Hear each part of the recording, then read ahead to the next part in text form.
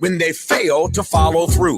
I suppose the good news here is that LA City Council President and 8th District Representative Marquise Harris Dawson is now officially on the record. But to be clear, he's also on the clock. Remember now, it is anticipated that construction activities will begin within the next weeks. We shall see. We have exercised our right to free speech, but there are other rights the black business community can exercise as well.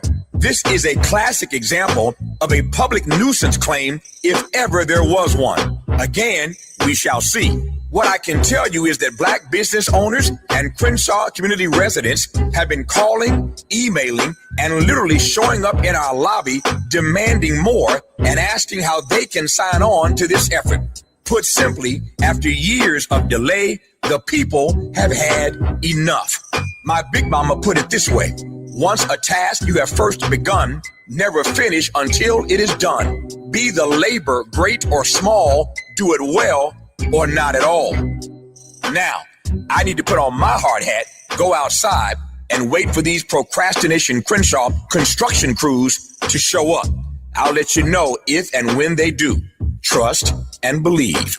With a KBLA Talk 1580 editorial, I'm Tavis Smiley. As always, we welcome your feedback.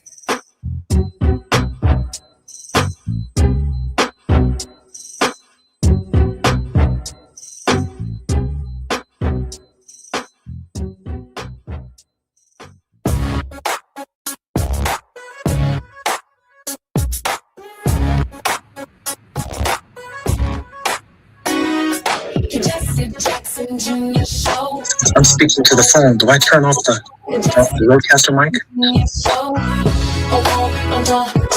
The Jesse Jackson Jr. Show. The Jesse Jackson Jr. Show. Come on and talk with me. Come on and listen to me. Come on and talk with me.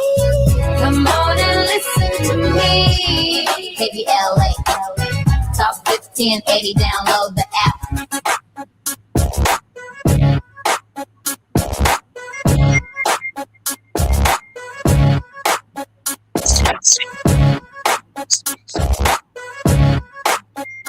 I'm Jesse Jackson Jr. Looking forward to the Jesse Jackson Jr. Show on KBLA Talk 1580. I want to begin with a brief editorial.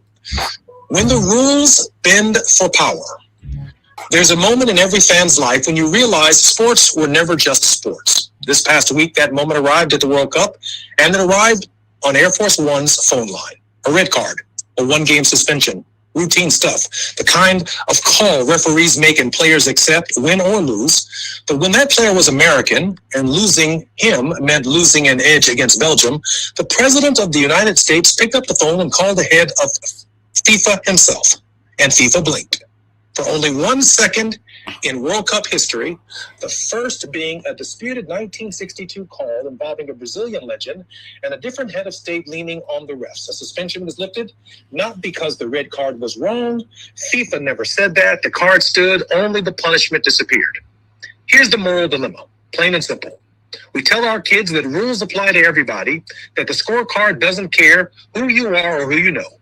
Then the most powerful man in the country makes one phone call and the rule book rewrites itself in real time. What lesson does that teach? not just to Belgium, not just to soccer fans, but to every young athlete watching, wondering if talent is what matters or proximity to power. Defenders say every president roots for the home team. Every leader wants their athletes to succeed. That's true. And there's nothing wrong with the president cheering from the stands, but cheering is not the same as calling the referee's boss. There's a line between patriotism and interference, and this crossed it. Not because the intent was sinister, but because the precedent is corrosive. If the rules only hold until someone important calls, they were never really rules at all. They were suggestions, waiting for the right phone number. That's a lesson in this country has to learn, and it's going to learn it the hard way, in arenas well beyond sports. And worth it's saying plainly on the radio on a Tuesday, integrity isn't measured by what you do when no one's watching. It's measured by what holds up when someone powerful asks you to look the other way. FIFA had a choice. So does every institution facing pressure from the top. This week on soccer's biggest stage, we got a clear answer about which way that skips the tail. I'm Jesse Jackson Jr., listening to the Jesse Jackson Jr. Show on KBLA Talk 1580. In this hour, Bishop Joseph Tolton is our very special guest. He's the founder and president of Interconnected Justice, which was established in 2019. The strategic intent of the organization is to be a force uniting global racial justice movements in which the continent of Africa and its diaspora build on an ecosystem of self-defined, determined advocacy. The bishop's passion for connecting Black Lives Matter and the Pan-Africanism flows from his deep conviction that the global project of our lifetime is to dismantle white supremacy and to deconstruct patriarchy. Bishop Tolton believes this is a spiritual project that demands highly connected secular activism. Bishop Tolton, I know we just have a few seconds, but welcome forward to the Jesse Jackson Jr. Show. It's so good to be with you, Brother Jesse. Blessings. I am so glad that you're here. We have so much to cover and so much to talk about. More on KBLA Talk 1580. You're listening to the Jesse Jackson Jr. Show right here on KBLA Talk 1580. Our very special guest on Tenacious Tuesday is none other than Bishop Tolton. More when we come forward on KBLA. It's afternoon drive time with Jesse Jackson Jr. Only on KBLA Talk 1580. Is reviewing life insurance on your to-do list? Now's the perfect time to add it. A friend recently told me that securing life insurance sooner rather than later can help you lock in lower rates for years to come. So I bumped this up on my list and got it done. I called SelectQuote and couldn't believe how easy and affordable life insurance is. I'm 40 and got a $500,000 policy for $16 a month. My husband's also 40 and his $500,000 policy was only $18 a month. Plus, with SelectQuote's same-day coverage, there was no medical exam required and we were covered by the time we hung up. Knowing I have this checked off my list feels amazing, but the peace of mind knowing my family is protected feels even better. Call SelectQuote at 1-800-729-7070. That's 1-800-729-7070. Or go to SelectQuote.com to get your free quote today. That's 1-800-729-7070. Details on example rate at SelectQuote.com. Don't be anxious or confused about AI. Take control of your career when you get the skills to tackle real business problems and design specialized solutions. HR Dive reported that entry-level talent with applied AI credentials can receive up to a 25% salary boost. But where do you find training that you can trust? Future-proof your career and deliver more value with Humans Lead the Way AI. Their hybrid learning courses use practical definitions, real-world examples, and strategic insights to help you and your team understand AI with confidence. No magic, no hacks, no shortcuts. Just practical knowledge that helps you use AI more successfully. Don't wait. AI can never replace people who know how to use it well. Register for courses today at humansleadtheway.com. That's humansleadtheway.com. As the poet laureate of Harlem, Langston Hughes, once said, I too sing America. I am the darker brother. They send me to eat in the kitchen when company comes, but I laugh and eat well and grow strong. Tomorrow, I'll sit at the table when company comes. Nobody dare say to me, eat in the kitchen then. Besides, they'll see how beautiful I am and be ashamed. I too am America. KBLA Talk 1580 and the Inner City Youth Orchestra of Los Angeles invite you to attend the 18th season finale concert, I Too Sing America, honoring the 250th anniversary of the United States of America, this Sunday, July 12, 3 p.m. at the Walt Disney Concert Hall. Curated by conductor Charles Dickerson and performed by the largest orchestra of color in the nation, I Too Sing America promises to be a show you won't soon forget.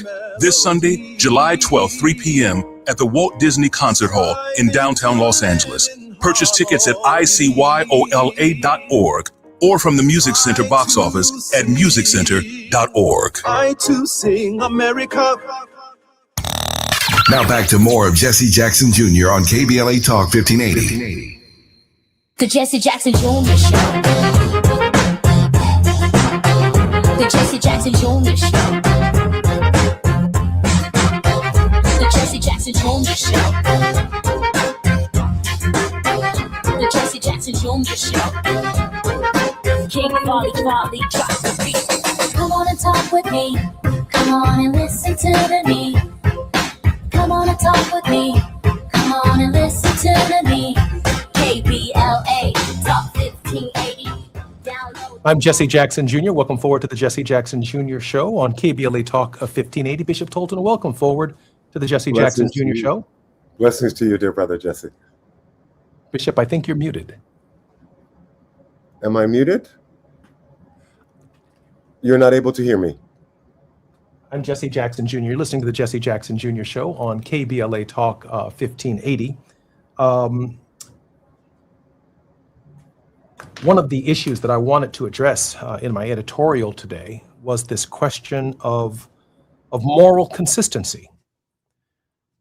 Our young people were watching FIFA. They've been following the World Cup. In fact, soccer is a relatively new sport in the United States of America.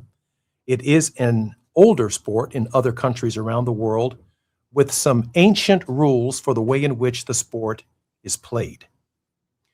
When the President of the United States from Air Force One made a call to the head of FIFA to if you will, unred card a player and allow the player to play in the sporting event, our children from elementary school through high school, our adults in college, and those sports fans of the game of soccer who watch on a global stage,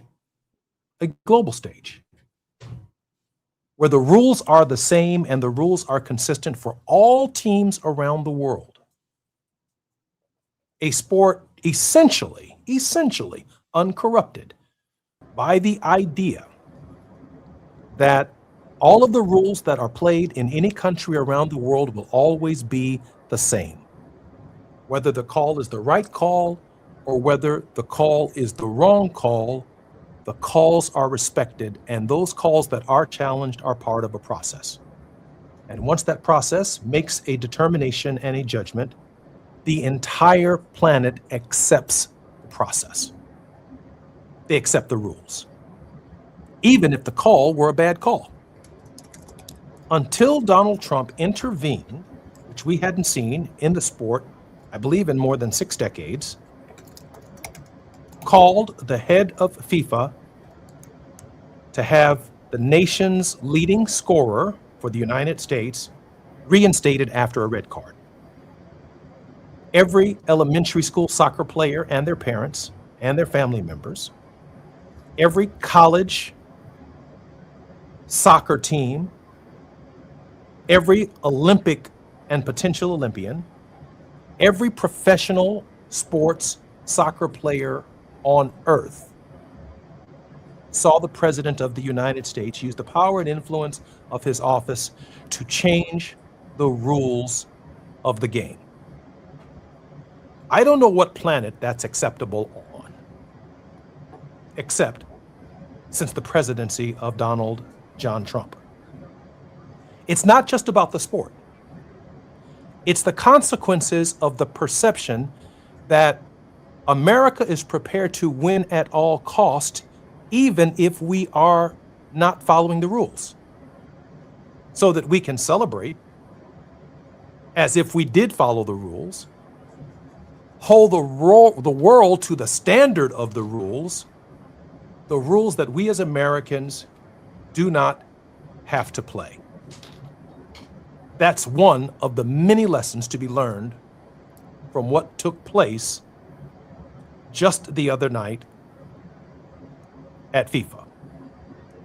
Of course, one of the great challenges of that dynamic is that we did not win. And so the world itself is now gloating, not just about the Belgium victory, it's also gloating about the reality that the United States, Bishop Tolton, had the power to impact the rules of the game. Bishop, a very, very difficult day for the American people and for the world on this question of moral authority. Bishop Joseph Tolton. There is no question that this is a difficult day around that question. Brother Jesse, I've been thinking about my grandmother because she was famous for saying, God does not love ugly, and he's very little for beauty. And I remember as a kid really kind of wrestling with that statement, and not just the God does not love ugly part, but that he's very little for beauty. And what she was saying was that obviously God is not for ugly behavior, but he's not also for a lot of gloating, and he's not also for manipulating one's power or overexerting one's authority or moving unguided by a sense of ethics. But I think it's important that we go just a level deeper regarding what's really going on here, because this is a story also about democracy. This is also a story about the spirit energy of our president and the ways in which he is guided by an authoritarian ethos. We ask ourselves, are we governed by rules or relationships? We would like to think that we are governed by rules. And certainly in sports, there's one referee, there's 90 minutes, there's a certain amount of time, and we know that the rules apply equally to all. It is not about the referee having a particular preference or relationship with one of the teams. And when we think about a democracy is supposed to be governed by rules, right? And the rule of law versus relationships where we can cherry pick the ways in which we want to indict particular people or communities versus others because of what our particular preference is. So I do think that so much of this goes back to the spirit energy of Donald Trump and the way in which that spirit energy is really corroding our American understanding of being governed by the rule of law, being governed by a set of principles and ideals that are unchanging in terms of who they are applied to. And I think that we as Americans really need to take a very critical look at the ways in which the spirit energy of this particular president is really corroding not only our politics, but our cultural life as well. Bishop, I think that's so well said. I think the other side of it, obviously, is that it's not just the rules of sport. We are now seeing it in the reflecting pool, a no-bid contract. We're seeing it in the way in which the Pentagon is conducting business through contracting. We're seeing it through the ways in which the President of the United States is trying to dictate the outcome of political elections by rigging the system. What is the message and the spirit energy that is flowing from the White House that essentially says the only moral code that we need to follow is that we win? Well, that's absolutely right. It's important to be clear that authoritarians and dictators, they don't necessarily destroy institutions, but they make institutions all subject to one person. And that's why they oftentimes give the appearance of operating in a democratic system or frame. Like Putin will still talk about the fact that there are actually elections in Russia, because they oftentimes will embrace the trappings of democracy or the trappings of fairness. But what they do is they actually capture those systems. So this goes back to why Donald Trump wanted his name on the Kennedy Center, or why he wants the the public arch. It is because he needs his image and his personal sense of authority to be so ubiquitous that all institutions and all people actually become subject to him. This is why when you visit countries where the dictatorship is just off the rails, every hotel, restaurant, or store or venue where you enter, you will see an image of the dictator, because people need to know that every institution, every one of the seven mountains, as it were, has actually been captured by the dictator as opposed to destroyed by the dictator. Bishop, you're a moral leader, and I'm reflecting in this moment whether or not this conversation would be different had we won. The world is reacting not only to the incidents of the president making the phone call, but it's reacting to the overwhelming way in which the Americans did lose as well. And it allows for us to have this conversation. But had America been successful in the outcome of the contest last night, I am fairly confident we would be having a very different conversation with the global community reacting to the idea that soccer itself as a sport is forever corrupted and that it is not recoverable. And that the consequences of that behavior for the American people all over the world are as astounding and profound as anything we've seen since Donald Trump was elected president. Yeah, there's no question that on many levels, as much as we, of course, would have loved to have seen the American team go on and do well, there's something righteous about this loss, because if we had in fact won, there always would have been an asterisk next to this W. And that asterisk for time in memoriam would have spoken to the fact that the Americans cheated and that the Americans were led by a president who blatantly cheats, consistently lies, undermines his friends, is unloyal to anyone. And that, again, this is the modus operandi that now America is operating in. We are a global superpower. We have meddled in the affairs of other nations for many, many years. There's a reason why we have such economic domination. And so, of course, there is a lot of, in many cases, negative energy toward America because of how we've operated. This a win last night would only have kind of been the icing on the cake for really delivering a death nail in the coffin that suggests that this is really who America is. They cheat, they undermine, they leverage their strength in the faith of other people's weakness.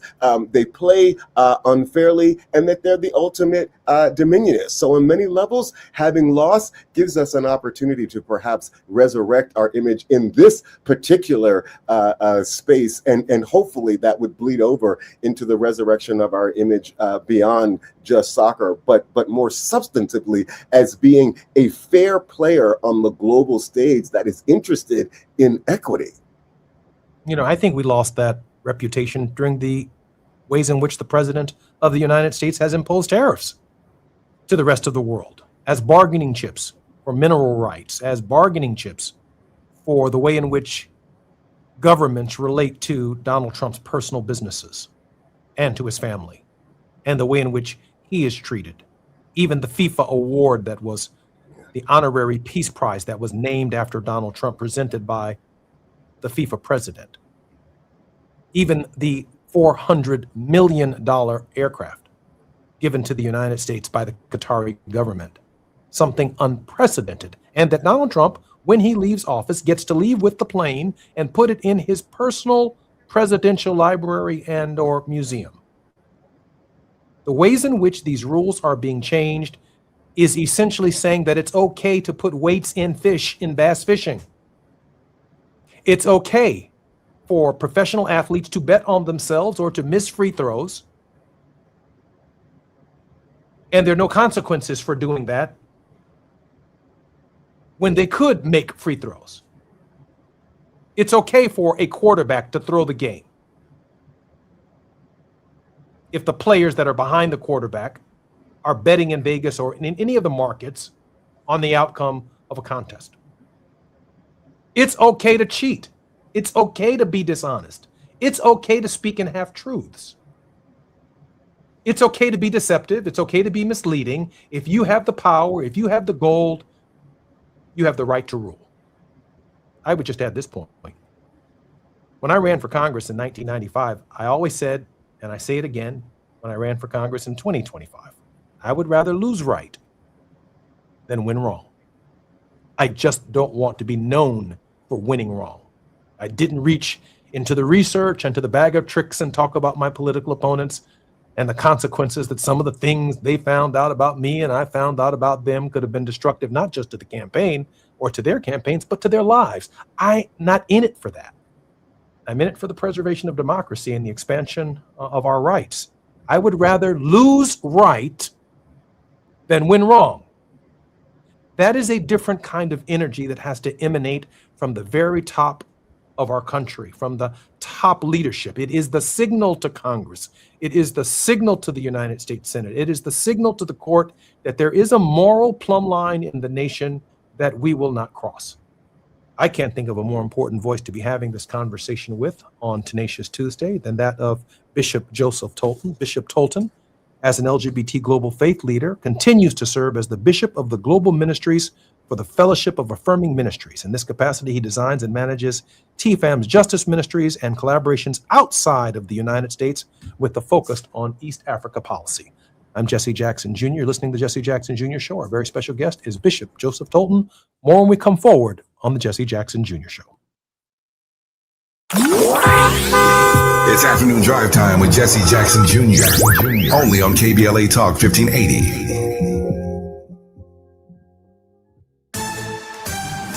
I'm Bree Wood with BIN News Now. Northwest Indiana authorities are investigating a deadly shooting that claimed the life of 10-year-old Montana Weathers of Chicago. Police say the child was killed early Sunday when someone opened fire from a vehicle in Gary. Crime victims advocate Andrew Holmes. A relative pushed the little 10-year-old out of the way, not knowing that he had been struck by gunfire. A 50-year-old man was also wounded and remains hospitalized. Chicago police are investigating a mass shooting on the city's west side that left 7 people injured. Community leaders say hundreds had gathered before gunfire erupted, while city officials are now looking at ways to hold organizers of large, unsanctioned events accountable when violence breaks out. And private prison company CoreCivic is selling 2 Southern California detention centers to the federal government in a $1.5 billion deal. The sale supports ICE's growing detention network, though CoreCivic is expected to continue operating the facilities. Get BIN News Now on demand 24/7 on the iHeartRadio app. Think It Up is an initiative to activate student-powered, teacher-led learning projects. Students and teachers, how can you spark great learning experiences in your classrooms today? Join at thinkitup.org. Is this the time? This is the KBLA Sports Minute with Ray Richardson. For many soccer fans around the world, justice was served Monday night in the World Cup. Belgium eliminated the U.S. men's soccer team with a dominant 4-1 win that could be called, in the words of James Brown, the big payback. World Cup fans and opposing teams were upset with the decision by FIFA President Gianni Infantino to overturn the red card 1-game suspension for U.S. leading scorer Folarin Balogun. Balogun was not supposed to play Monday night. Trump was criticized for asking his good friend Infantino to review Balogun's suspension. When Infantino bowed down to Trump, both men became public enemy number 1 and number 2 for soccer fans around the world. Balogun was a non-factor in the lopsided loss, no goals or assists. This was the 4th straight World Cup the U.S. failed to advance to the quarterfinals. A lot of folks are delighted that the streak continued. No debates, no speculation, just the info you need. That's your KBLA Sports Minute. I'm Ray Richardson on KBLA Talk 1580. Where the overlooked become unmissable, this is KBLA Talk 1580. In a world full of noise, one station keeps it real. KBLA Talk 1580, where the conversation goes deeper, the voices sound like yours, and the issues that matter most to our community take center stage. Progressive, powerful, unapologetically us. Whether you're driving through the city or tuning in from your home or office, join the public square. KBLA Talk 1580, your home for talk that enlightens, encourages, and empowers. hours. Listen live on our free KBLA 1580 app, on our website at KBLA1580.com, or on your radio dial at 1580 AM. Unapologetically progressive. This November, you'll decide who leads California. So shouldn't you hear directly from the people asking for your vote? Join us for California Voices, a political town hall and ballot forum, Saturday, October 3rd, 2026. Meet candidates running for governor, lieutenant governor, attorney general, and other major statewide and local offices, including mayor of Los Angeles, city attorney, and LA County sheriff. Get clear, nonpartisan breakdowns of the propositions on your November ballot, both sides, no spin. And ask your questions directly, in real conversation, face to face. California Voices is brought to you by KBLA Talk 1580 and the Empowerment Congress, giving you the information you need before you vote. Mark your calendar, Saturday, October 3rd, 2026, California Voices. Follow KBLA 1580 for details and download the KBLA 1580 app. Your vote, your voice. Be there. Please be advised. You may want to stop eating the following foods immediately: broccoli, kale, bean sprouts, blueberries, quinoa, spinach. Wait, what? I thought those were good for me. Turns out not for everyone, because what's healthy for one person can cause inflammation for another. And the only way to really know what your body needs is to listen to it. Listen how? That's where Viome comes in. Viome is a simple at-home gut health test that looks at your body's real-time biology using RNA to understand what's happening inside you right now. When your results come in, you'll learn exactly which foods to eat, which to avoid, and which supplements are right for you, all based on the world's largest RNA-based human biology database and thousands of clinical research studies. And many people who use Viome report more energy, better digestion, and a better mood within months. So stop guessing. Start knowing. Learn more at Viome.com/gut. V as in Victor, IOME.com/GUT. And use coupon code GUTHEALTH50 to save $50 off your purchase. Viome. Trust your gut. Indeed presents hires you can't afford to get wrong, like public works supervisor. Hey, this waterman is under a ton of pressure. Did you ever fix it? Yeah, 3 layers of duct tape.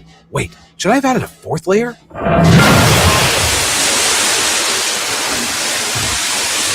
This is a job for sponsored jobs. This is what happens when you don't sponsor your job on Indeed. Next time, get matched with quality candidates with Indeed sponsored jobs.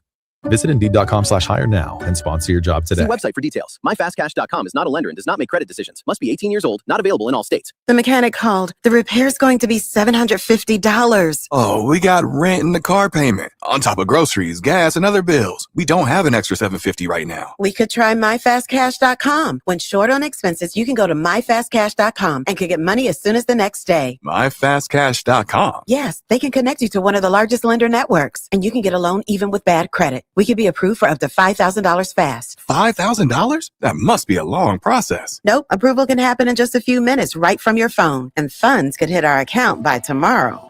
If you have a regular source of income and a bank account, you could be approved for up to $5,000, even with bad credit history. And the cash can hit your bank account the next day. Honey, I'm going to MyFastCash.com right now. Thank goodness. If you need extra cash, go to MyFastCash.com. That's MyFastCash.com. MyFastCash.com. Loan availability, approval, and funding times vary. Terms apply.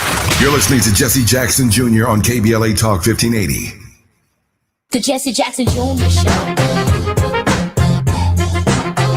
The Jesse Jackson Jr. Show. The Jesse Jackson Jr. Show. The Jesse Jackson Jr. Show. King Volley, drop the beat. Come on and talk with me. Come on and listen to me. Come on and talk with me. Come on and listen to me. KBLA Talk 1580. Download the app.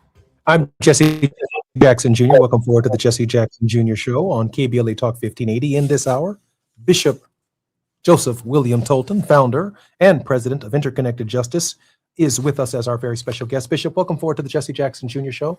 Blessings, dear Reverend. Blessings, dear brother. Bishop, let me ask you a question before I get to our pivot to our next point. Share with us how we can support your ministry and how we can get in touch with you. Oh, that's gracious. At www.kbla.org. icjustice.org. IC Justice, of course, is short for Interconnected Justice. Please log on. Please donate. Please become a member. Please become involved. We are very focused on connecting progressive leaders from the African continent with their counterparts across the diaspora that we might advocate for global justice on the global stage. Bishop, on this past July 4th, the nation commemorated, if you will, its 250th anniversary. And aside from the parades and the fireworks and the food and some of the charades that we've seen to celebrate the 250th anniversary, there is one image that emerges at this hour that quite possibly could be the most defining image of July 4th since the civil rights movement, or since Frederick of July 4th, some 160 or so years ago. I'm wondering, Bishop Tolton, your thoughts of that young lady and her surroundings on the 250th anniversary of the nation's birth. It obviously was very difficult to see the image. It was very difficult to believe that this is an image from our modern day time. This young lady was scared and frightened. I don't know if she fully understood exactly who was surrounding her, but it is very clear from the look on her face that she realized that these were people that did not have her best interest at heart, and that she was fully surrounded by them. Now, obviously, they on purpose entered a public a mode of transportation, one that is widely used by Washingtonians, to make a clear statement that they were owning this public arena. They were not afraid to be in a public space and to be shown and to really take up space, because now their presence in the world has been on many levels justified by President Trump. It should be noted by your audience that as of now, as far as I understand, the president has not condemned this march. And one of the members of his cabinet, who was interviewed by CNN, could not find the language to state very clearly that he would say to the president that this needs to be condemned. But I think it's important that we do have this unfortunate image, because it really embodies exactly the state of America, where we are as Black people in this country, and the ways in which our lives are under such threat, and where such hostility toward us has now become normalized again. It's a very troubling and piercing image, but one that is profound and incredibly important, as an image can say what 1,000 words cannot. Bishop, I have been struggling with so many different interpretations of what I think we all witnessed by looking at the image and just studying it. I mean, there must be 1,000 sermons that could be preached this Sunday just by simply looking at this picture and studying it. There is an affirmation of white men in this image, and there is a subjugation and a deaffirmation, if you will, of Black women in this image. Something that I hadn't reflected upon until we just decided to discuss it today and to talk about it among the other interpretations that exist from day one, including the firing of the generals, including the firing of women at the Pentagon by Pete Hegseth and by the administration, the 300,000 Black women who lost their jobs at the federal government in the first couple of weeks of the Trump administration. And now we see the elevation of white men affirming their so-called First Amendment rights, no matter who it intimidates. And we see, of course, the kind of Rosa Parks image of this sister sitting in the context of this hostility, having to define in her own way what the nation's independence truly means. Bishop, I may be wrong, but do you see this in the image as well? Oh, there's no question about it. Unfortunately, we have to go back to the history of the founding of this nation. On many levels, this nation was founded as a white Protestant republic. And the Declaration of Independence, which suggests that all people are created equal has always been on a collision course with that image. And we know that, of course, we never, particularly in 1776, were anywhere close to living up to these words, because slavery was protected, native nations were displaced, women were excluded from political life, and property qualifications limited political participation. So from the very beginning of the Republic, we have been struggling with this tension between the ideal of what America can be, kind of almost a nation that embodies a political Pentecost, where we're able to all speak in tongues in different languages, but able to come to one conclusion. Is that the America that we're going to live into, that Eddie Glaude talks about? Or are we going to be a nation that is captured by this idea of a hierarchy, at which at the top, as you just well articulated, of course, sit white men who are in a position that is uncontested. But I think what the image lifts up is that these are white men who are struggling with the fact that their superior position and their supremacy has been historically contested. But make no mistake about it, we were founded as a white Protestant republic, and for many years we've been struggling with how we can live up to the ideal of America. And now that we're moving toward demographic changes, where the country is going to be a minority majority country, the race is on for figuring out and determining ways to manipulate and game the system politically and economically, creating a very particular social outcome where that hierarchy is maintained under the canopy of minority rule. You know, Bishop, I have in my hand, show you how great minds think alike, I have Democracy in Black, How Race Still Enslaves the American Soul by Eddie S. Glaude right here in my hand. But I also have America, USA, How Race Shadows the Nation's Anniversaries, Eddie S. Glaude Jr. as well. I keep these books very close to me because they are so pertinent for this hour. You know, I do want to talk about this when we come forward, but I want to at least tease our audience on the question. When you think about Gettysburg, July 1st through July 3rd, 1863, there really was a race for the outcome of that battle to determine who gets to define July 4th. Now, Abraham Lincoln would come back in November of that year, after the battle had been won by the Union, and define it with the Gettysburg Address 77 years ago. Our fathers brought forth on this nation and how it was conceived. Lincoln got to define the battle at Gettysburg. And this image is pertinent to that very definition. But then on the other hand, when we reflect upon what that Gettysburg could have become and who could have defined July 4th, what could have happened. And in fact, we may be seeing more of what could have happened in the current administration. I'm Jesse Jackson Jr. You're listening to the Jesse Jackson Jr. Show on KBLA Talk 1580. More with Bishop Tolton on Tenacious Tuesday. Barbara Arnwine will be up next at the top of the hour. More when we come forward on KBLA. While you're stuck in traffic, we can at least bring you up to speed on the news of the day. You're listening to Jesse Jackson Jr. only on KBLA Talk 1580.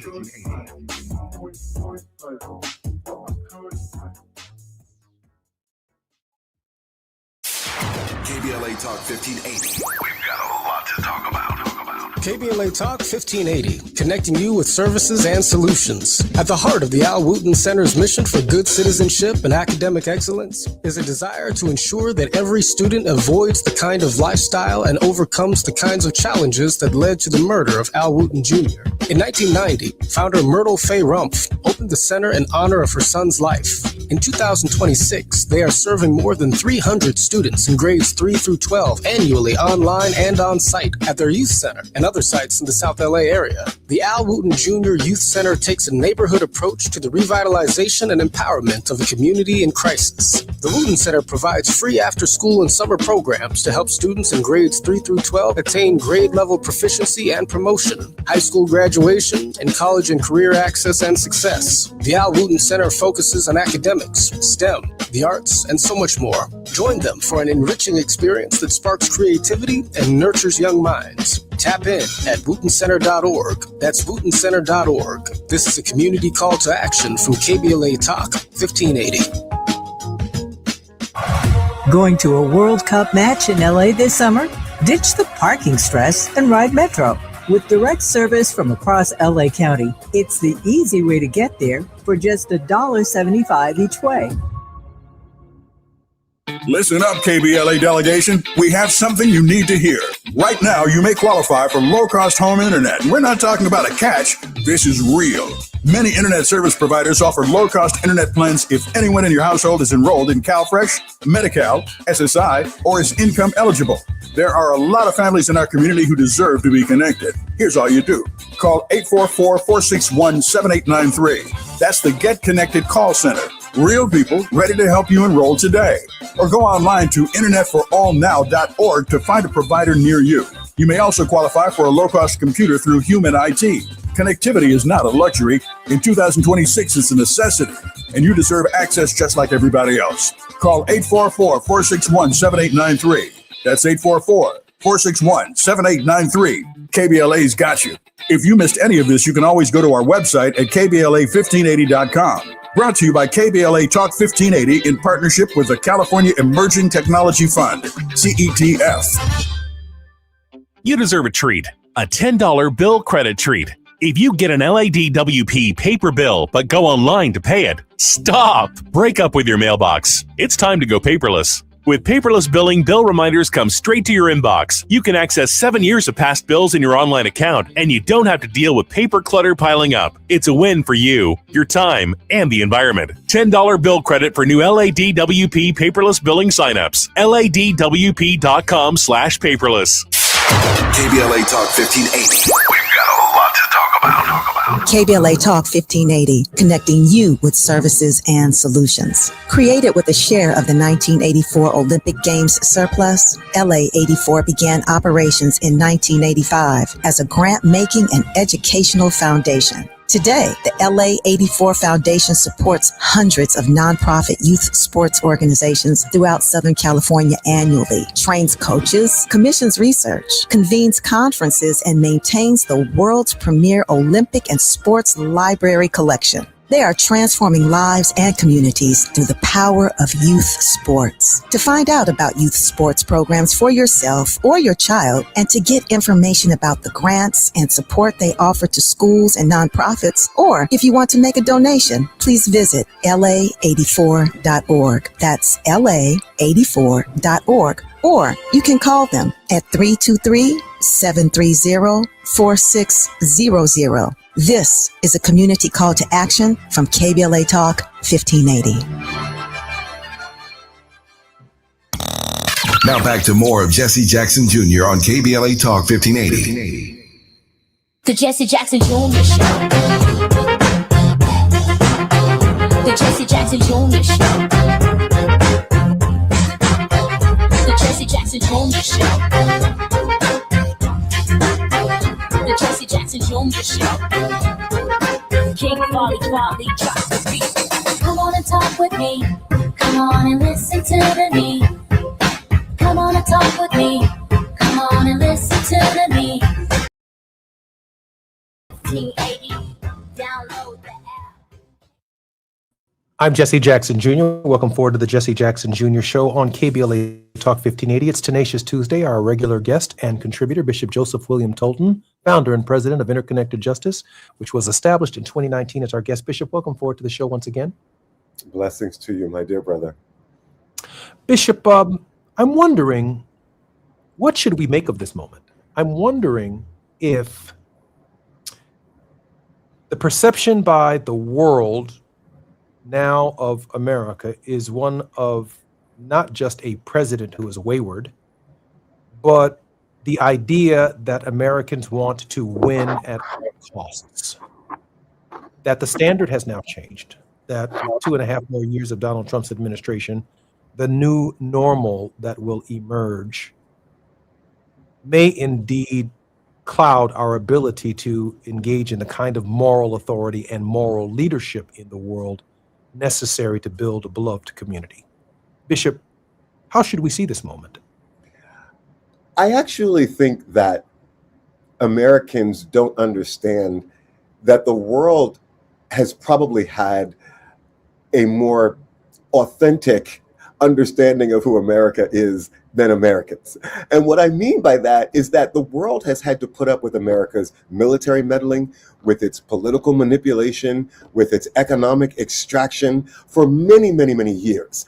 And so, all over the world, people get that that's America. I think that there was a belief that the country was kind of evolving, and Obama spoke to a pivot where the country was evolving not only in terms of where we were around racial justice, but I think that where we were around really kind of changing who we were as a people because of the spirit that he embodied. I think the pivot back to Trump or the pivot to Trump was thought of as, well, perhaps this is an aberration. But now I think the rest of the world understands this. Trump is America's id. This is really who America is. This is the ugly underside of empire. And Trump embodies that. And I think the rest of the world has actually had a better understanding of who we truly are than actually we have for many years. Bishop, are you suggesting that the soul searching that's taking place isn't around the globe? The world knows who we are, but the soul searching that we are witnessing under this leadership is something that we, and probably we as Americans alone, are actually struggling with, because we can't imagine an America treating people, treating rules, treating fairness, treating justice the way it's occurring in this hour? Brother Jesse, that is absolutely correct. There is a breaking in the veil where we are having to come to terms with the truth of the fact that we shut down USAID and that there are hundreds of thousands of children around the world who will die or starve because we let the world's first trillionaire make that decision. There is no doubt that people around the world certainly understand that, and that we now are coming to embrace that. And I believe, and hopefully we'll get to talk about this when I'm with you again, that the emergence of the democratic socialist movement, that is the story of America reckoning with itself. That is the story of America realizing, wait a second, we actually are under a capitalist system where the distribution of wealth is incredibly unfair and where the system really is rigged. I believe that what's happening with democratic socialists is about Americans waking up and realizing something fundamental about our system has got to change. And now we have a permission structure to actually be wildly imaginative about that change, because we've seen how the right has been so radically and dangerously imaginative about how they want to see a regressive movement in this country take us back to an economics of the Gilded Age and a social time before Reconstruction. Bishop, I can't wait to have that conversation. I met Michael Harrington, the late Michael Harrington, the founders of DSA, in 1984. He was a supporter of Jesse Jackson for president. Of course, you know Hunter Pitt's Jack Odell, worked with Martin Luther King Jr. and worked with my father for more than 4 decades.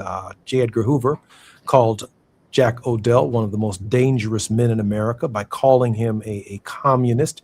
Jack Odell was not that. He believed in a fair distribution of economic resources. He wasn't necessarily God-fearing, so he did struggle with the idea of the divine and a force beyond human nature. But beyond that, Jack was actually very much engaged in healthcare for all and housing for all and decent, safe, and affordable housing for all of the American people. So whatever we're trying to do with the housing bill in Congress, Jack Odell at that time was 44 decades ahead of his time in arguing for a housing policy and a housing plan. Doc, I want to ask you for your word of hope, but just in this moment, can you center your word of hope also around women who quietly emerge? This sister sitting alone. We don't know her name. We don't even know if she understood her surroundings. And I hope that whatever comment she ultimately makes, if she makes one at all, that she leaves our imagination to right where it is. The last thing I'd like her to say is something like, I wasn't paying attention. I want her to leave it right where it is so that we can reflect. Bishop, on behalf of our women. Absolutely. I think it's so important for us to be thoughtful about the movements over time in this country that have wrestled with this issue of fairness and what matters and who matters. And this goes back to the early 20th century socialism movement that was trying to answer these questions. I don't know how well they answered them, but they certainly were trying to do so. And then, of course, we know the women's suffrage movement in its own right was trying to answer this question from the perspective of the inclusion of women. And then we've seen movements from the civil rights movement to even the rhetoric of John Edwards as he was speaking to America. So this is a journey that we have been on for many years, and one that we're at a very pivotal moment regarding its future. And I do believe that women are going to be at the forefront of determining the type of America that we want to live in moving forward, because it's impossible to separate the spirit of misogyny and the spirit of economic dominance that has governed this nation for so many years. And in order to kind of break through that, it's definitely going to take the spirit of the feminine, not just women, but the spirit of the feminine to break that yoke. And as the scripture says, only the anointing or the oil of God can break the yoke, Brother Jesse. Bishop Joseph William Tolton, he is a bad man. He's a bad man. Looking forward to our next conversation to break down one of the last chapters of Martin Luther King Jr.'s book, Strength to Love, was how the Christian should view communism. Bishop Tolton and I are going to deal with Democratic Socialists of America and the movement towards a social responsibility economically and the sharing of opportunities for all Americans, regardless of their race, sex, class, or sexual orientation, when we come forward and when we have Bishop Tolton on our show again. Bishop, love you very much, and there's nothing you can do about it. Blessings. Love you too, my brother. Look forward to seeing you soon. I'm Jesse Jackson Jr. Tenacious Tuesday. Barbara Arnwine is up next right here on KBLA Talk 1580. KBLA 1580 Santa Monica. I'm Bree Wood with BIN News Now. Northwest Indiana authorities are investigating a deadly shooting that claimed the life of 10-year-old Montana Weathers of Chicago. Police say the child was killed early Sunday when someone opened fire from a vehicle in Gary. Crime victims advocate Andrew Holmes. A relative pushed a little 10-year-old out of the way, not knowing that he had been struck by gunfire. A 50-year-old man was also wounded and remains hospitalized. Chicago police are investigating a mass shooting on the city's west side that left 7 people injured. Community leaders say hundreds had gathered before gunfire erupted, while city officials are now looking at ways to hold organizers of large, unsanctioned events accountable when violence breaks out. And private prison company CoreCivic is selling 2 Southern California detention centers to the federal government in a $1.5 billion deal. The sale supports ICE's growing detention network, though CoreCivic is expected to continue operating the facilities. Get BIN News Now on demand 24/7 on the iHeartRadio app. Think It Up is an initiative to activate student-powered, teacher-led learning projects. Students and teachers, how can you spark great learning experiences in your classrooms today? Join at thinkitup.org. Is this the time? This is the KBLA Sports Minute with Ray Richardson. For many soccer fans around the world, justice was served Monday night in the World Cup. Belgium eliminated the U.S. men's soccer team with a dominant 4-1 win that could be called, in the words of James Brown, the big payback. World Cup fans and opposing teams were upset with the decision by FIFA President Gianni Infantino to overturn the red card 1-game suspension for U.S. leading scorer Folarin Balogun. Balogun was not supposed to play Monday night. Trump was criticized for asking his good friend Infantino to review Balogun's suspension. When Infantino bowed down to Trump, both men became public enemy number 1 and number 2 for soccer fans around the world. Balogun was a non-factor in the lopsided loss, no goals or assists. This was the 4th straight World Cup the U.S. failed to advance to the quarterfinals. A lot of folks are delighted that the streak continued. No debates, no speculation, just the info you need. That's your KBLA Sports Minute. I'm Ray Richardson on KBLA Talk 1580. All I need is one mic. With a KBLA Talk 1580 editorial, I'm Tavis Smiley. The headline in the newspaper read, Black leaders join forces to bring Destination Crenshaw toward the finish line. Now, beyond the headline phraseology of toward the finish line, if you actually read the article, it said that Black-owned contractors are now being mobilized, major new financing is being secured, and it is anticipated that construction activities will begin within the next weeks. That statement has more hedges than a Beverly Hills mansion, more hedges than a nervous groom's wedding vows written by a divorce lawyer. But it's funny how progress starts moving once somebody turns on a microphone. 4 weeks of KBLA editorials and suddenly everyone has found their hard hats. It's amazing what happens when the community starts asking questions out loud, and this is why Black media matters. We don't need more empty promises. We need a finished project.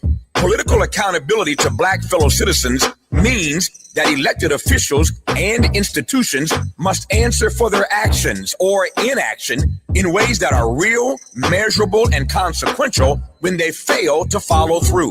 I suppose the good news here is that LA City Council President and 8th District Representative Marquise Harris Dawson is now officially on the record. But to be clear, he's also on the clock.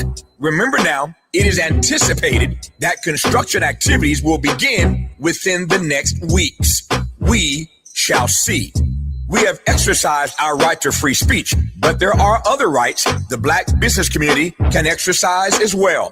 This is a classic example of a public nuisance claim if ever there was one. Again, we shall see.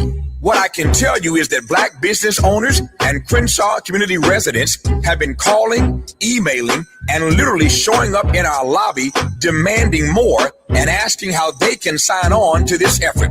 Put simply, after years of delay, the people have had enough. My big mama put it this way: once a task you have first begun, never finish until it is done. Be the labor great or small, do it well or not at all. Now, I need to put on my hard hat, go outside, and wait for these procrastination Crenshaw construction crews to show up. I'll let you know if and when they do. Trust and believe. With a KBLA Talk 1580 editorial, I'm Tavis Smiley. As always, we welcome your feedback.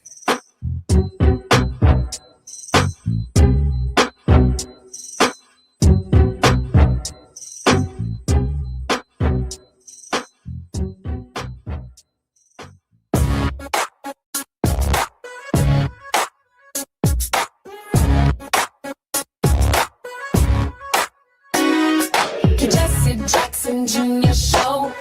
Oh, oh, oh, oh, the Jesse Jackson Junior Show. Oh, oh, oh, the Jesse Jackson Junior Show. Oh, oh, oh, the Jesse Jackson Junior Show. Oh, oh, come on and talk with me.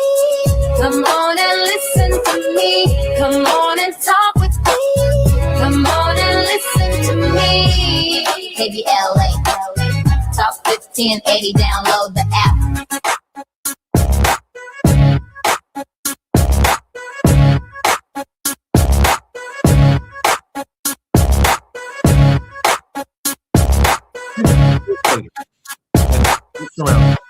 Picture it. A young Black woman sitting quietly on the Washington Metro, doing nothing more than commuting.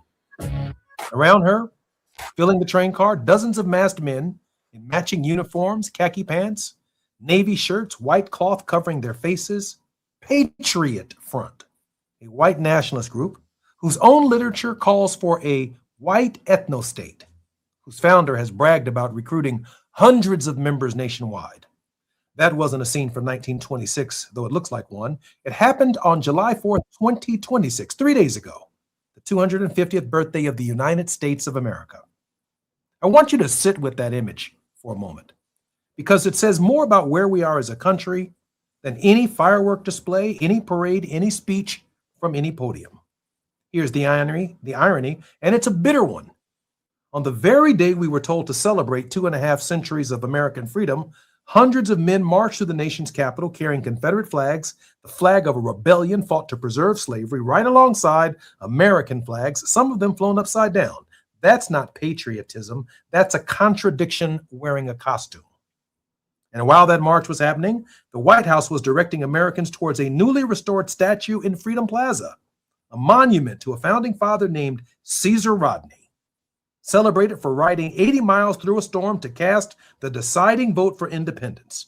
A genuine act of courage. But Rodney was also a man who owned hundreds of Negro human beings on a plantation of nearly 900 acres. That statue was removed from public display in 2020 during the reckoning after George Floyd's murder. This year, it was put back, presented as a triumph of the American spirit, in the president's own words, timed deliberately for the anniversary. So on one side of town, we were asked to honor a slaveholder as a symbol of liberty, and a few metro stops away, a black woman is boxed in by white men whose ideology says people who look like her don't belong in their vision of America at all. This is not coincidence or timing. This is a whole story of this country in a single afternoon, the promise and the betrayal of that promise standing on the same subway platform. Now, to be fair, I want to be fair here. Patriot Front's march was legally protected speech. Even some Republican officials moved quickly to distance themselves from the group once the photos went viral, and no one in elective office has stood up to praise Patriot Front by name. The Constitution protects ugly speech along with popular speech, and that's a principle worth defending even when it costs us something. I'm not asking you to think about the government and how it should have stopped the march. I'm asking you to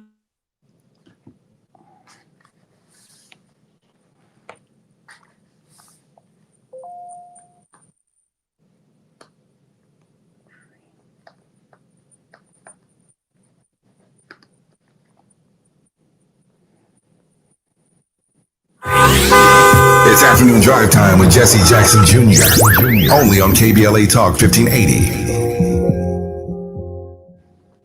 Is reviewing life insurance on your to-do list? Now's the perfect time to add it. A friend recently told me that securing life insurance sooner rather than later can help you lock in lower rates for years to come. So I bumped this up on my list and got it done. I called SelectQuote and couldn't believe how easy and affordable life insurance is. I'm 40 and got a $500,000 policy for $16 a month. My husband's also 40 and his $500,000 policy was only $18 a month. Plus, with SelectQuote's same-day coverage, there was no medical exam required and we were covered by the time we hung up. Knowing I have this checked off my list feels amazing, but the peace of mind knowing my family is protected feels even better. Call SelectQuote at 1-800-729-7070. That's 1-800-729-7070. Or go to SelectQuote.com to get your free quote today. That's 1-800-729-7070. Details on example rate at SelectQuote.com. Don't be anxious or confused about AI.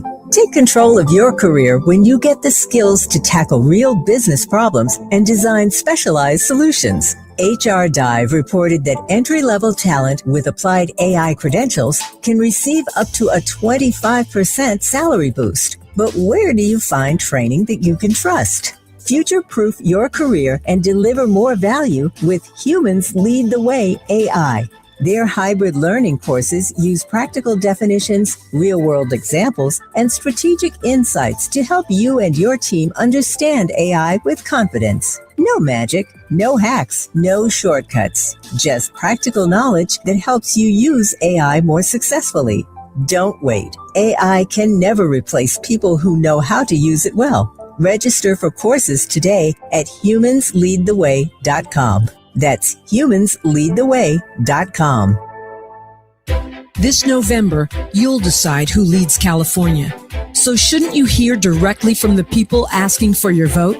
Join us for California Voices, a political town hall and ballot forum, Saturday, October 3rd, 2026. Meet candidates running for governor, lieutenant governor, attorney general, and other major statewide and local offices, including mayor of Los Angeles, city attorney, and LA County sheriff. Get clear, nonpartisan breakdowns of the propositions on your November ballot, both sides, no spin. And ask your questions directly, in real conversation, face to face. California Voices is brought to you by KBLA Talk 1580 and the Empowerment Congress, giving you the information you need before you vote. Mark your calendar, Saturday, October 3rd, 2026, California Voices. Follow KBLA 1580 for details and download the KBLA 1580 app. Your vote, your voice. Be there. Now back to more of Jesse Jackson Jr. on KBLA Talk 1580. The Jesse Jackson Jr. Show. The Jesse Jackson Jr. Show. The Jesse Jackson Jr. Show. The Jesse Jackson Jr. Show. King Quality drops the beat. Come on and talk with me. Come on and listen to the beat. For the Greenway, yes. Come on and talk with me. Would you please? Come on and listen to the beat. Okay, because they said that could work. They said that probably could work. That it wouldn't be, great, but it could work. Okay. I'm Jesse Jackson Jr. Welcome All right. forward to the Jesse Jackson Jr. Show on KBLA Talk 1580. Fill in the blanks for us. Because Okay. I want to finish this point. Okay. Here's the deeper contradiction. Thank you, Mark. Declaration of Independence, the document we spent all weekend celebrating, opens with the words, all men are created equal. 250 years later, we're still asking whether this country means that. Still watching a Black woman surrounded on public transportation by men who would tell her without apology that she doesn't count. I don't say any of this to spoil anyone's July 4th. I say it because 250 years is exactly the moment to ask the hard question honestly. Has America kept its promise, or has it simply gotten better at making the broken promises look beautiful from a distance? That photograph, a lone woman, boxed in, silent, dignified, will likely be remembered longer than any fireworks show from this weekend because it didn't need a caption. It told the truth about the country without saying a word.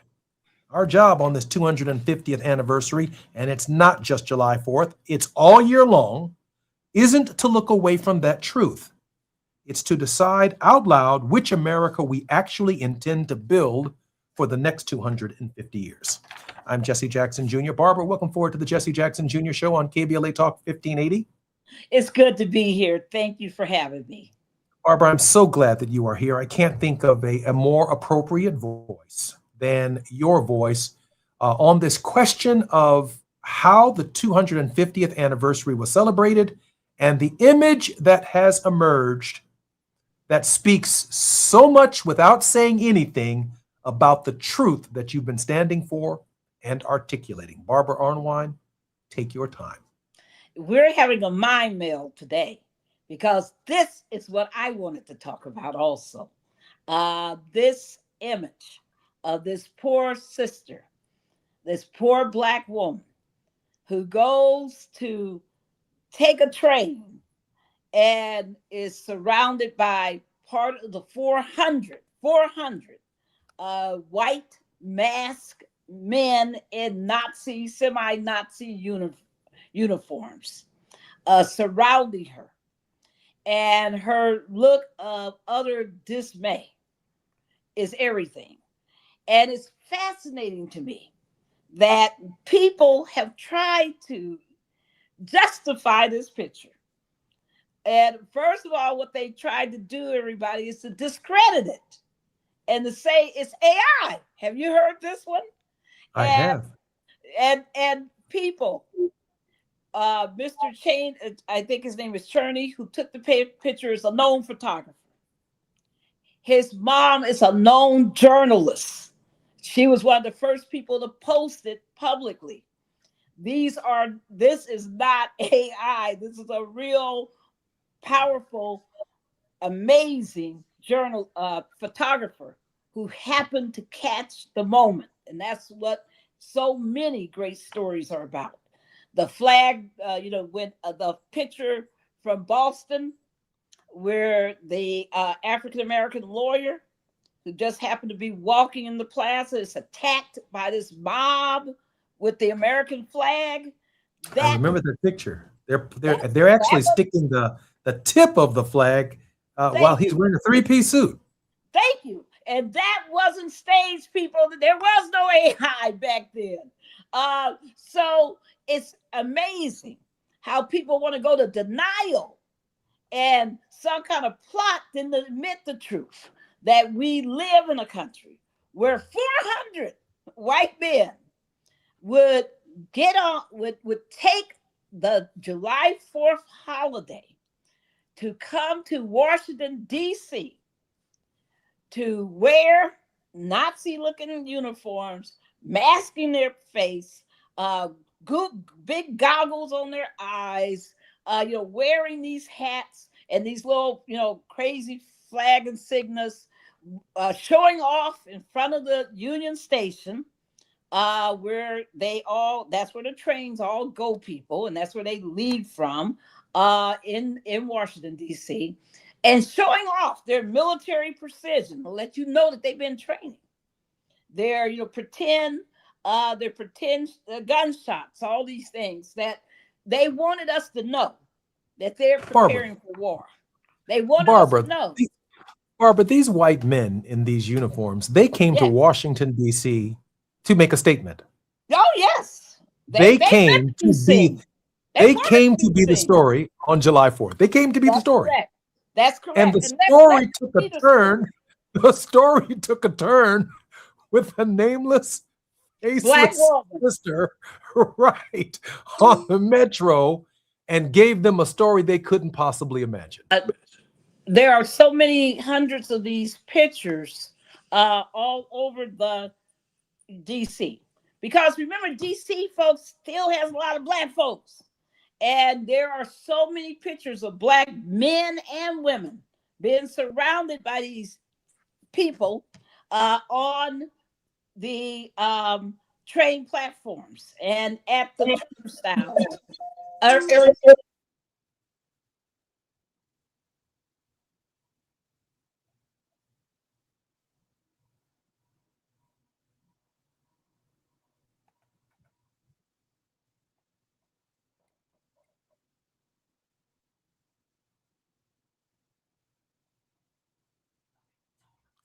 I'm Jesse Jackson Jr., listening to the Jesse Jackson Jr. Show on KBLA Talk 1580. Barbara, are you there?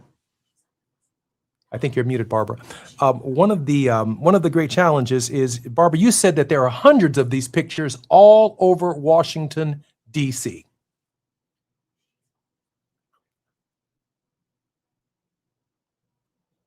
Barbara? Barbara, you've muted yourself. I'm Jesse Jackson Jr. Barbara says that all over Washington, D.C., if you think about it, every Metro stop from DuPont Circle to Southeast to Northeast to Southwest D.C., Metro has an amazing, all the way to the airport, Dulles Airport, an amazing network of trains that function underneath the nation's capital. And African Americans came into contact with these particular individuals. Let's just call it a white supremacist terrorist organization that was designed to intimidate, showed up in great numbers for our Independence Day celebration. And so the sister on the Metro train is not the only person who's had this experience with this group in Washington, D.C. It was designed and meant to instill fear in the hearts of the people of our nation's capital and in our country. They came to Washington and they meant to be the story that white supremacy was on the rise, that the government was going to do nothing about it. And then this, again, nameless person, this sister, this beautiful Black woman, commuting, minding her own business, is riding on the train, and she steps immediately into the history of the 250-year celebration of the United States of America. And I shared with you on this program, from the very inception of our arrival on these shores, the history of the date and the significance of July 4th, and how it is either we began months ago, it is either a celebration or a commemoration. It is either 1 foot in or 1 foot out. It is either an interpretation that builds a more perfect union, or it is an interpretation that builds a more perfect states' rights. We've talked about it right here on this program for weeks. The first 157 from 1619 all the way to July 4th. 157 July 4ths, but from the perspective of the slave, just another day. Then the next 87 July 4ths. How do we know 87 July 4ths? Because Abraham Lincoln says 77 years ago, from July 4th, our founding fathers set forth on this nation, on this continent. He begins the speech That's 157 plus 87. And then he said, from this tragic event here on this battlefield, with neither our ability to add or detract the price that these men have paid on this battlefield, July 4th is going to be different going forward. And then from July 4th, 1863, with a new definition of Gettysburg delivered by Abraham Lincoln in November of that year, every July 4th has taken on a different iteration, including but not limited to the July 4th that John F. Kennedy was president, the July 4ths that Lyndon Johnson was president, the July 4ths that Richard Nixon was president and Ford was president, and the successors all the way up to Barack Obama and ultimately to Joe Biden and ultimately to Donald Trump. Every July 4th is different, except what makes this July 4th different is the image and the permanent image, not of bombs bursting in air or who sang the Star-Spangled Banner better than Whitney Houston or sang it better than Teddy Pendergrass or anyone else who's ever performed for the holiday. The image of a sister surrounded by white supremacists on a metro station in Washington, D.C. is the defining moment of the holiday. Because every step along this process, the Negro has been present. And so that's what's taking place around our country and around our world. There's some other breaking news that we should also be aware of at this hour. The United States and Iran are escalating tensions in the U.S. They revoked a waiver allowing Iran to sell its oil. This Iranian attacks the three takers in the Strait of Hormuz, and therefore Iran is now in violation, according to Donald Trump, and the peace talks have once again broken down.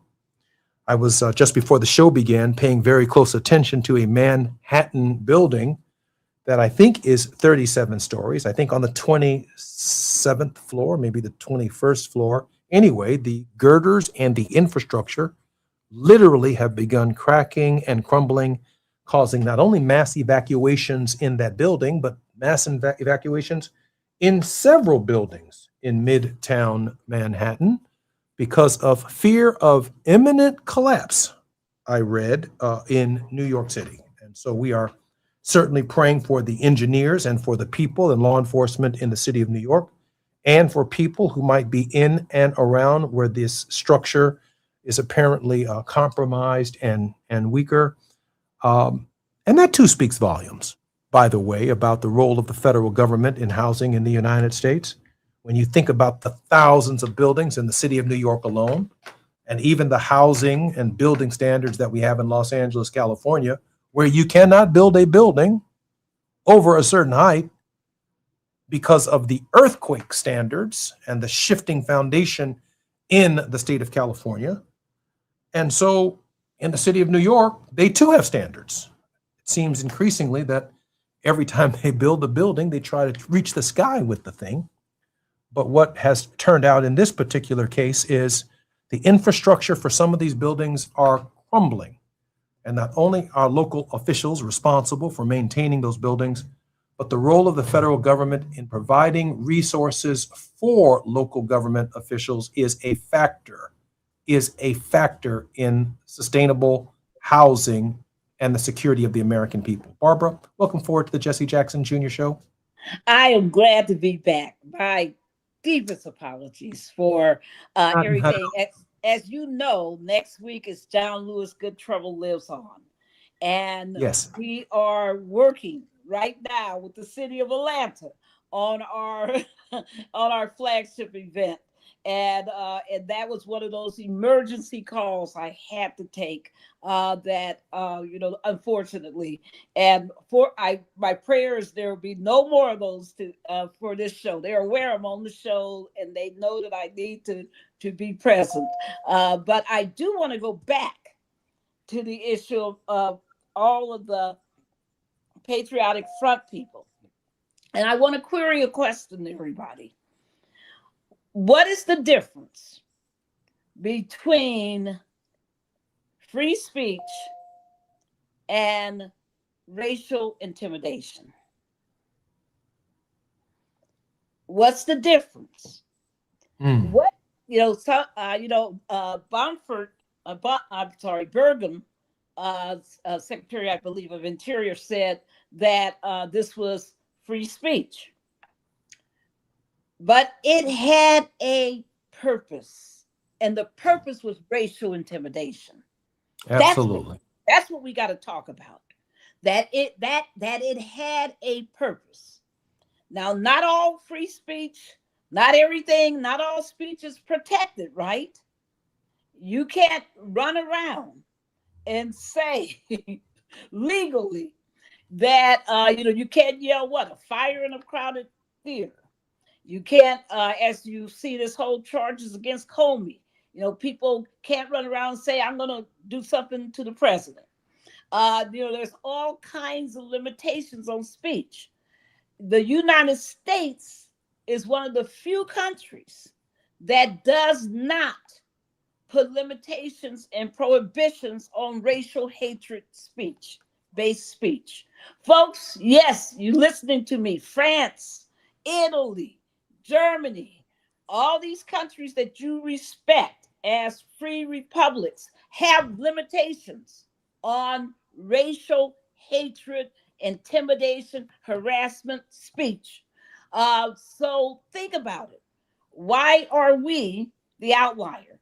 What if, I want everybody to take the imagination of the pictures you saw of these people. What if they had been holding nooses and marching, swinging nooses? I just want us to think about this, about, some people say they're First Amendment absolutists, but that's not absolute. I want to make clear that people understand that's not the norm internationally. Internationally, they do not allow their citizens to be racially harassed. And that is something we can change at the Supreme Court level. There can be a limitation on speech to include this kind of hateful rhetoric. I'm Jesse Jackson Jr. You're listening to the Jesse Jackson Jr. Show. We're on the grind with Barbara Arnwine. More when we come forward right here at KBLA Talk 1580. It's afternoon drive time with Jesse Jackson Jr. Only on KBLA Talk 1580.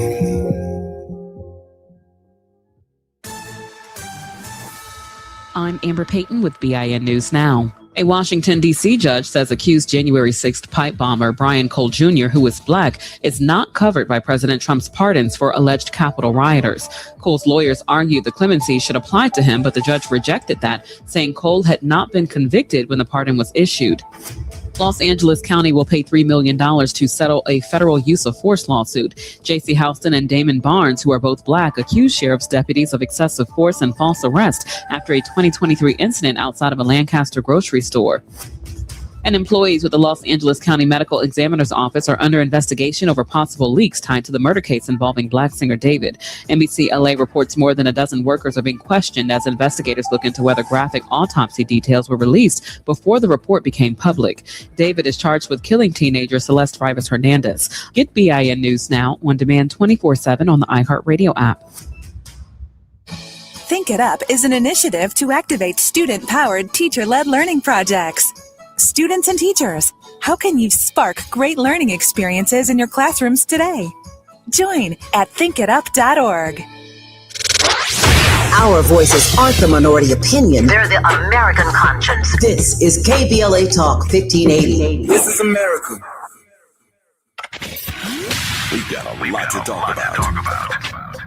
Hi, I'm Zoe Williams, aka the Voice of Reason, encouraging you to join me weekdays from 7 to 9 p.m. for the world's most intriguing relationship radio roundtable. Every night, I facilitate and encourage our loyal listeners to participate in the most engaging relationship discussions you'll hear anywhere. So make it a point to rendezvous with me, Zoe Williams, the Voice of Reason, Monday through Friday, 7 to 9 p.m. Pacific Standard Time. Trust me, your relationships will never be the same.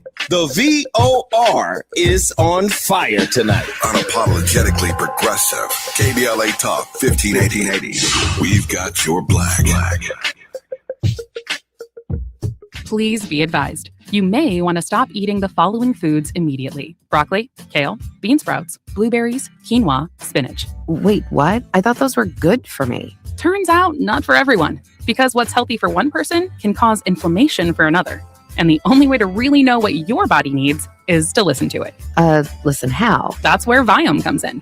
Viome is a simple at-home gut health test that looks at your body's real-time biology using RNA to understand what's happening inside you right now. When your results come in, you'll learn exactly which foods to eat, which to avoid, and which supplements are right for you, all based on the world's largest RNA-based human biology database and thousands of clinical research studies. And many people who use Viome report more energy, better digestion, and a better mood within months. So stop guessing. Start knowing.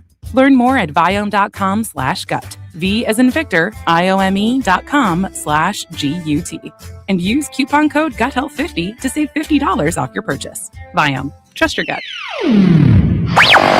All I need is one mic. With a KBLA Talk 1580 editorial, I'm Tavis Smiley. The headline in the newspaper read, Black leaders join forces to bring Destination Crenshaw toward the finish line. Now, beyond the headline phraseology of toward the finish line, if you actually read the article, it said that Black-owned contractors are now being mobilized, major new financing is being secured, and it is anticipated that construction activities will begin within the next weeks. That statement has more hedges than a Beverly Hills mansion, more hedges than a nervous groom's wedding vows written by a divorce lawyer. But it's funny how progress starts moving once somebody turns on a microphone. 4 weeks of KBLA editorials, and suddenly everyone has found their hard hats. It's amazing what happens when the community starts asking questions out loud, and this is why Black media matters. We don't need more empty promises. We need a finished project. Political accountability to Black fellow citizens means that elected officials and institutions must answer for their actions or inaction in ways that are real, measurable, and consequential when they fail to follow through. I suppose the good news here is that LA City Council President and 8th District Representative Marquise Harris Dawson is now officially on the record. But to be clear, he's also on the clock. Remember now, it is anticipated that construction activities will begin within the next weeks. We shall see.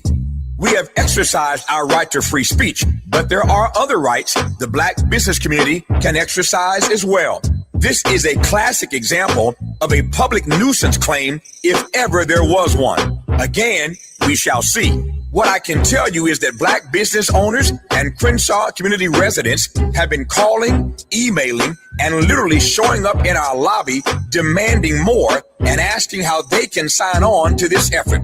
Put simply, after years of delay, the people have had enough.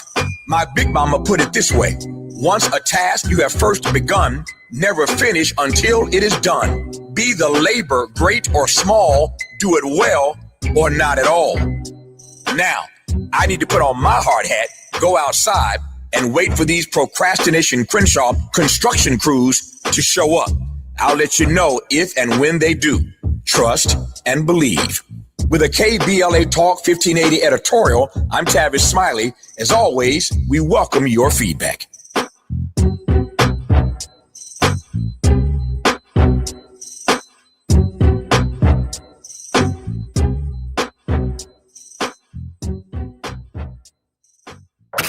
You're listening to Jesse Jackson Jr. on KBLA Talk 1580. The Jesse Jackson Jr. Show.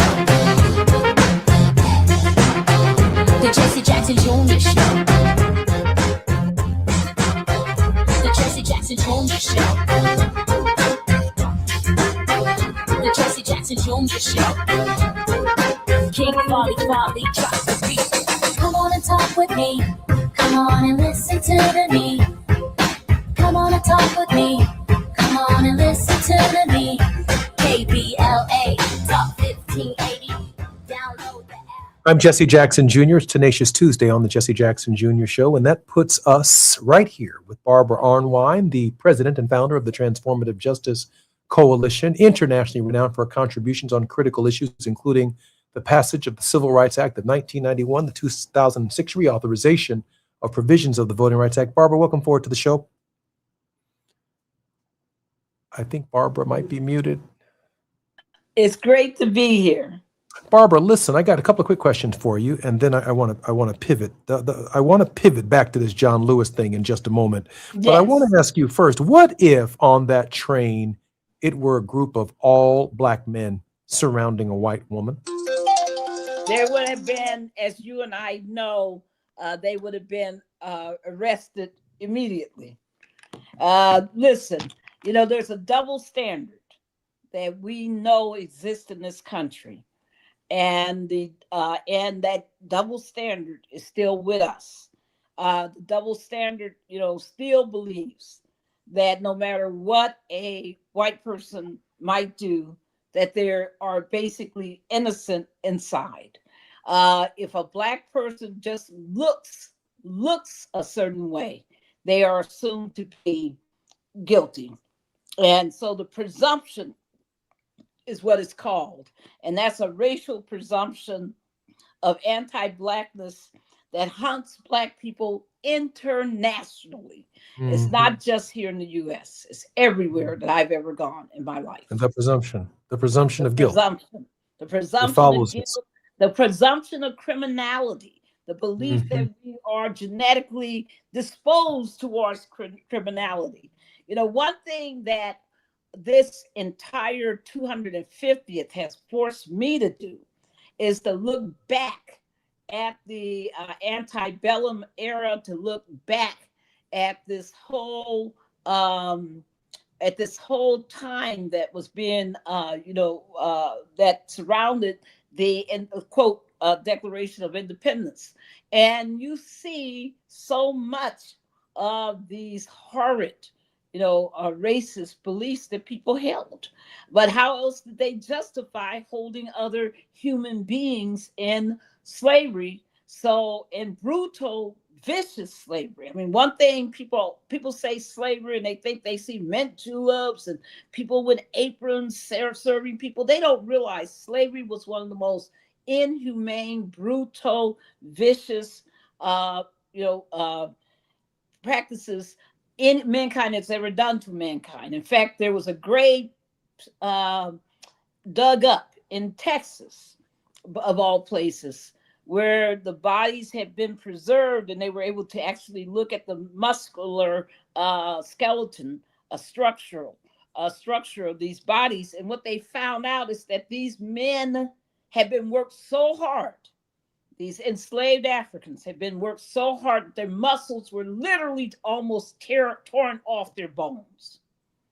And people don't understand that in the Caribbean, they counted on thousands of people dying each year from being overworked, underfed and overworked. And that's what people don't understand. When you see the stories from Monticello from Thomas Jefferson's era. He's, one of the first presidents of the U.S.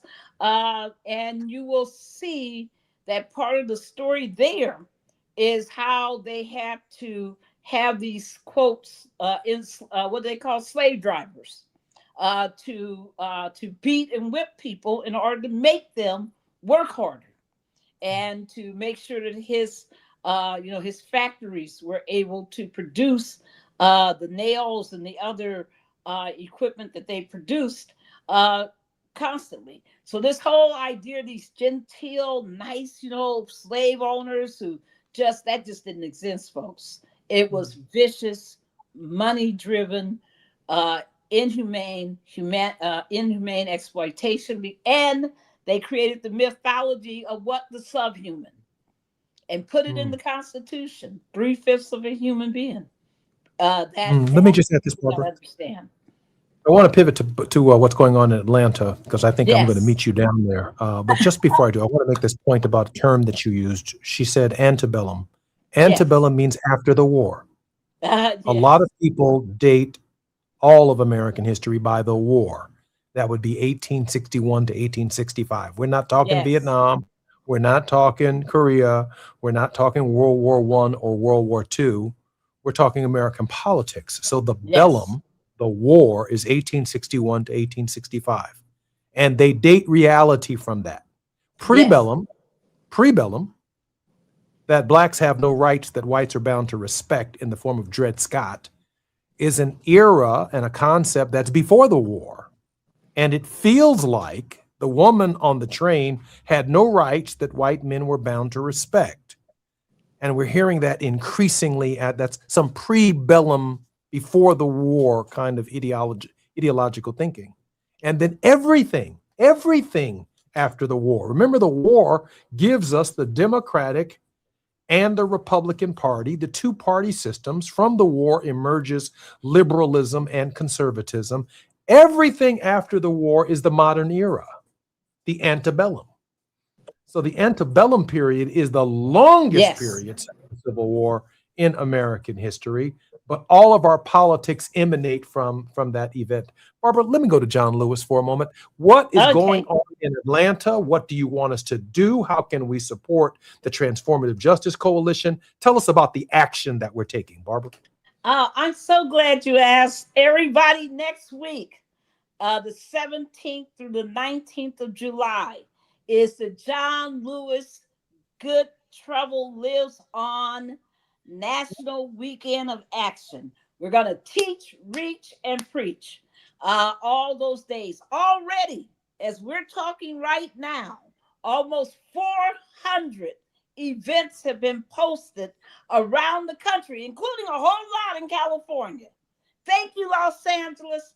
Thank you, everybody who has been signing up to do an event in honor of the living legacy of John Lewis, who fought for our voting rights. He spent 50 years of his life fighting for voting rights. He was beaten on that Edmund Pettus Bridge in Selma, trying to march from Selma to Montgomery. He was the youngest speaker at the March on Washington. He was the head of SNCC. He was a courageous, amazing person. You know, sometimes people get what I call positional legacy, but he was absolutely courageous, because he would not have been on that bridge but for the fact that he told SNCC he was going to be part of the march on March 7, 1965, and they told him that if he went into Selma and did that march, that they would relieve him of his chairmanship, that he would no longer be allowed to be the chair of SNCC because it was too violent, too dangerous, and they did not want him to be part of that. He looked at them, the story goes, and I've heard it from people who were there, that he looked at them and he said, so be it. If you got to take my chairmanship because I went to be with the people, then do it, because I will not leave the people of Selma alone by themselves without my presence. I will be there for them come what may. That is a story that people got to understand, because a whole lot of people would have said, oh, I can't, I fought so hard to become chair. I can't afford to lose my position. He stood on courage. It was that courage that got him to the Selma Bridge. That's what people don't know. Yes. I'm Jesse Jackson Jr., listening to the Jesse Jackson Jr. Show. We're on the grind with Barbara Arnwine. More on KBLA Talk 1580 when we come forward. We're going to talk about this decision by the FIFA with Barbara. We want to hear about fair and unfair rules. More when we come forward on KBLA Talk 1580. While you're stuck in traffic, we can at least bring you up to speed on the news of the day. You're listening to Jesse Jackson Jr. only on KBLA Talk 1580.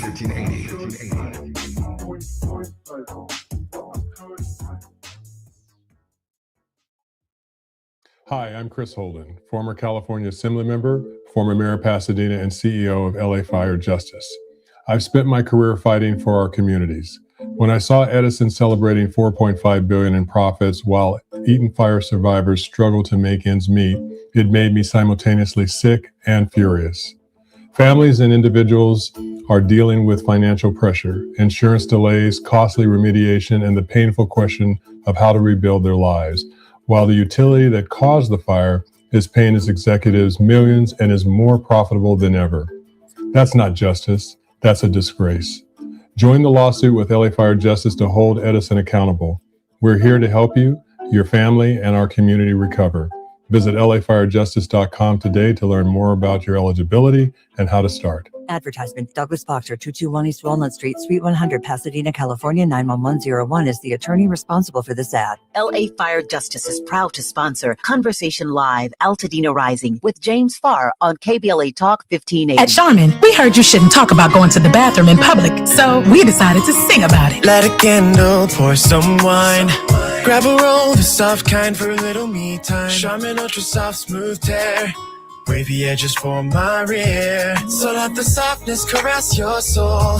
Just relax, you're on a roll. Let her rip. Charmin Ultra Soft Smooth Tear. Charmin Ultra Soft Smooth Tear has the same softness you love, now with wavy edges that tear better than the leading one-ply brand. Enjoy the go with Charmin. Small businesses are the heart of America. But you don't have to go it alone. As the nation's largest nonprofit resource of expert business mentoring, SCORE has helped millions of entrepreneurs build their businesses for free. Get the connections, education, and guidance you need with SCORE. We're ready to help. Find a mentor today at score.org. Lena Bloom for the Bail Project. Imagine you're stuck in a jail cell and you can't afford bail and someone offers you a way out. Just plead guilty and you can go home and kiss your kids goodnight. What do? What thousands have. You plead guilty whether you are or not. Cash bail makes poverty a crime. That's why the Bail Project helps those who can't afford it while fighting to end cash bail. Because freedom should be free. Brought to you by the Ad Council. KBLA Talk 1580. KBLA Talk 1580, connecting you with services and solutions. 10 Toes In serves as a mentorship and domestic violence prevention program. They support, educate, and empower couples during and after incarceration. They assist male returning citizens to re-enter society successfully and to help them maintain a healthy relationship with their romantic partner. They offer a mentorship support group for formerly incarcerated men. 10 Toes In teaches its Intimate Relationships 101 curriculum at male prisons throughout the state of California. They host sister support group meetings for women who are intimately involved with incarcerated and formerly incarcerated men. 10 Toes In is a 501c3 nonprofit organization. To access their services or make a donation, please visit them online at 10toesin.org or find them on Facebook or Instagram. They are healing lives through relationships. This is a community call to action from KBLA Talk 1580. See website for details. MyFastCash.com is not a lender and does not make credit decisions. Must be 18 years old. Not available in all states. The mechanic called. The repair's going to be $750. Oh, we got rent and the car payment on top of groceries, gas, and other bills. We don't have an extra $750 right now. We could try MyFastCash.com. When short on expenses, you can go to MyFastCash.com and can get money as soon as the next day. MyFastCash.com. Yes, they can connect you to one of the largest lender networks, and you can get a loan even with bad credit. We could be approved for up to $5,000 fast. $5,000? That must be a long process. Nope, approval can happen in just a few minutes right from your phone, and funds could hit our account by tomorrow. If you have a regular source of income and a bank account, you could be approved for up to $5,000, even with bad credit history. And the cash can hit your bank account the next day. Honey, I'm going to MyFastCash.com right now. Thank goodness. If you need extra cash, go to MyFastCash.com. That's MyFastCash.com. MyFastCash.com. Loan availability, approval, and funding times vary. Terms apply. Now back to more of Jesse Jackson Jr. on KBLA Talk 1580. The Jesse Jackson Jr. Show. The Jesse Jackson Jr. Show. The Jesse Jackson Jr. Show. The Jesse Jackson Jr. Show. King Volley, drop the beat. Come on and talk with me. Come on and listen to me. Come on and talk with me. Come on and listen to me. KBLA Talk 15. I'm Jesse Jackson Jr. Welcome forward to our final segment on the Jesse Jackson Jr. Show at KBLA Talk 1580. Our very special guest is none other than Barbara Arnwine, who's always on the grind and the president of the Transformative Justice Coalition. Barbara, very quickly before I get to our final two questions, how can we support your work? Unmute, Barbara. You can go to tjcoalition.org, tjcoalition.org, and make a donation. We appreciate it. Thank you so much.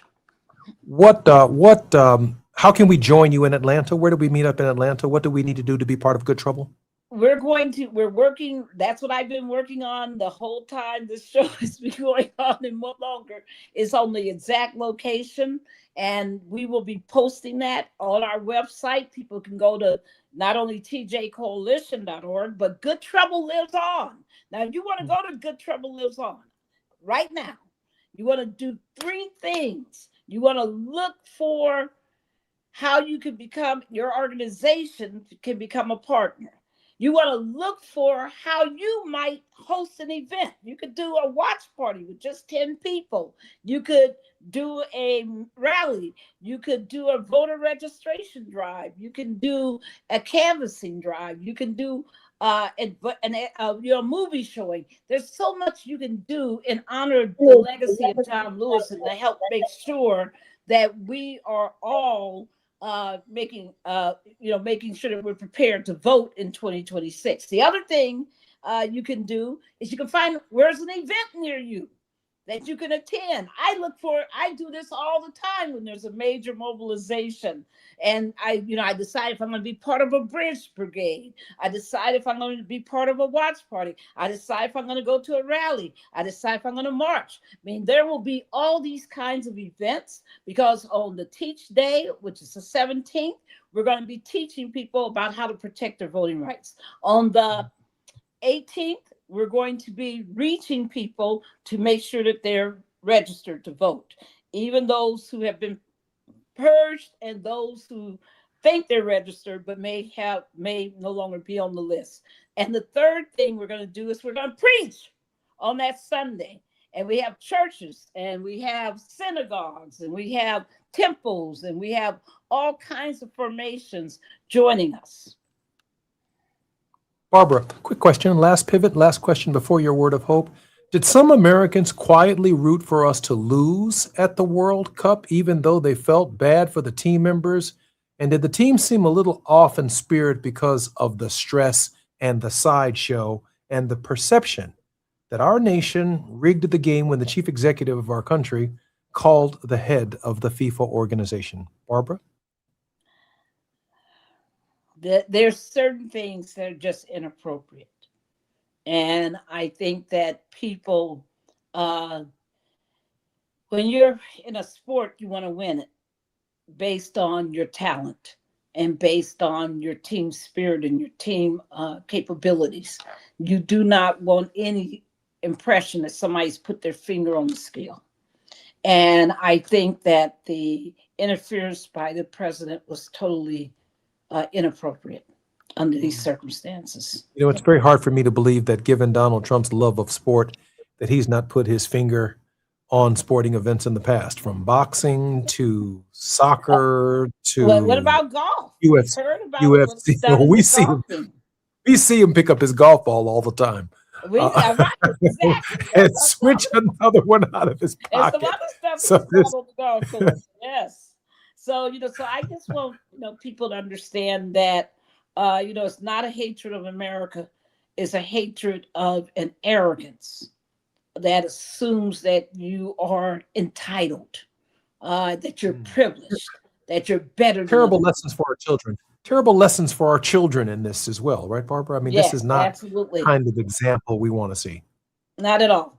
But that's why it's important for those like us to use those First Amendment freedom of speech rights to speak out when we see something that's wrong. And remember, that's what John Lewis said. If you see something that's wrong, say something. If you see something that's wrong, do something. That was one of his famous, quotes. He is, without question, such a motivating factor towards good in our country. And that's why I'm so amazed and happy with all the people who are going to turn out next week and be part of Good Trouble Lives On. But I'll see you hopefully next Tuesday prior to then to talk about what's going on and to bring you all that great news and hopefully to see you in Atlanta because I can't wait.